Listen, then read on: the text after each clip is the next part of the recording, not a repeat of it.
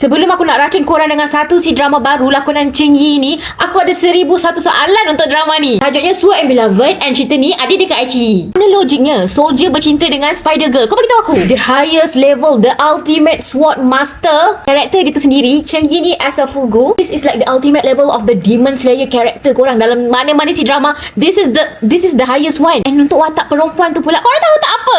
Spider Girl yang dihantar oleh demon untuk spy dekat Mamat ni. Spy untuk apa? Untuk cari weakness lelaki ni. Sebab apa? Lelaki ni memang as a demon slayer, dia dah musnahkan demon daripada level bawah sampai level atas. Tapi sebenarnya ada sesuatu yang mengganggu fikiran dia. Adakah semua demon ni jahat? Kalau semua ni demon jahat, kenapa little Spider Girl ni yang sangat cute ni adalah baik? Dia cuba hidup walaupun dia ni ditugaskan untuk jadi spy, tapi sebenarnya dia nak selamatkan orang yang dia sayang.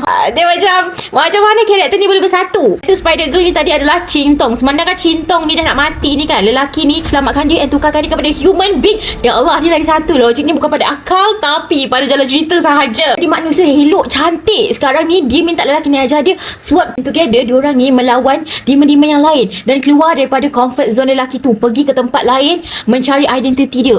Sekarang ni kan dia bukan saja ada masalah identiti, dia ada masalah dia isu dengan bapak dia sendiri. Kenapa dia dengan bapak dia tak ngam? Hidup dia ada masalah lain juga. Macam semua nak berlawan dengan dia. As a demon slayer karakter, demon apa je yang ada dalam ni. Demon dia memang ada banyak. Ada dia berlawan dengan ular, dia berlawan dengan bayang-bayang. Level yang awal-awal yang dia macam dah nak boleh KO, nak mati walaupun dia paling hebat. Macam mana pula demon yang lain? Korang tahu tak, cerita ni sebenarnya adalah sequel daripada drama Fox Spirit Matchmaker Red Moon Pack tu. Ni anak dia korang. Tolong layan drama ni dekat iQIYI. First tu dia agak macam confusing sikit. Bila dah masuk 2, 3, 4, 5, 6 episod, korang akan relate dengan karakter tu lebih. Okay, pergi tengok sekarang sebab memang mantap. Aku approve yang ni untuk korang tengok.